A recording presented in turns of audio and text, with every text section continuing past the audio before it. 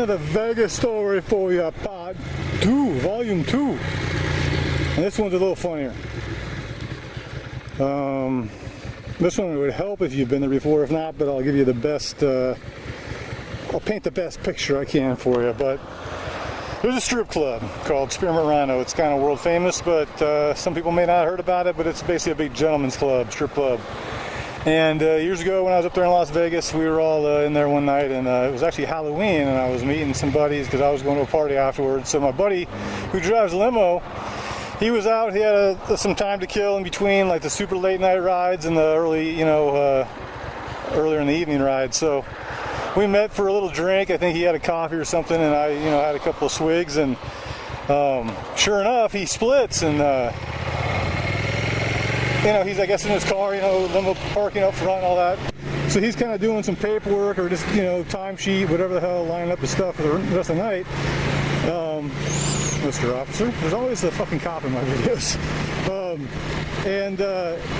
I'm in there. I know my buddy Skip, the bartender, in there, and we're just, talking shit as people are getting drinks and blah, blah, blah. And I'm saying hi to people I know, and man, fuck, there's basically like the floor, the level, the normal floor level, and then there's a kind of a mezzanine, I guess you'd call it, like a middle one step up floor in the middle of the place, and then then it steps down again, and then there's like a stage. So that mezzanine's kind of a little better viewing, over everyone's head, all the heads and people's bodies if you want to look at the strip clubs, the girls and all that, or the strippers.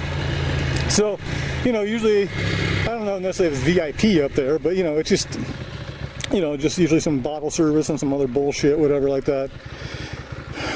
Use your fucking signal, man.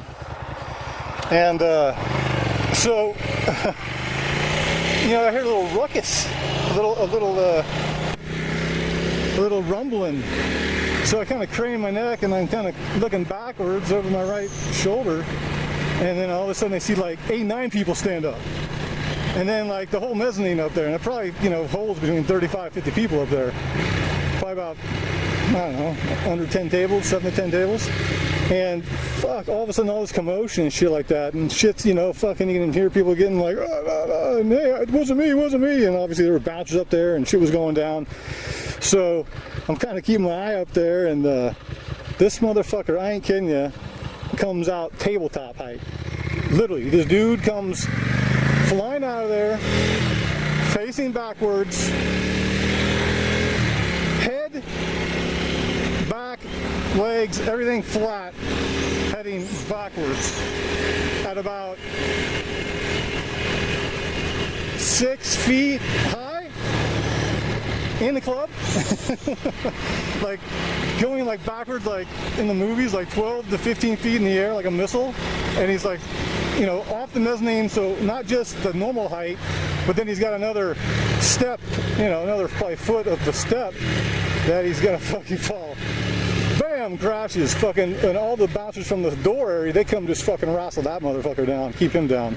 And then a couple of the bouncers come out of that group that were up there above before, and they were separating people, and obviously one guy just fucking tossed that motherfucker.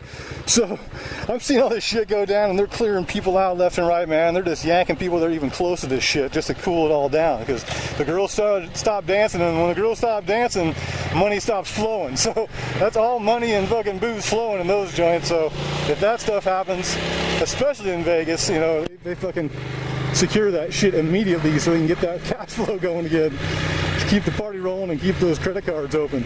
So my buddy sees all these people getting thrown outside, and I guess I was inside the bar, but I guess they're like tumbling around the curb and they're kicking people out, and there's a couple little skirmishes going on out in the fucking parking lot that just basically overflowed.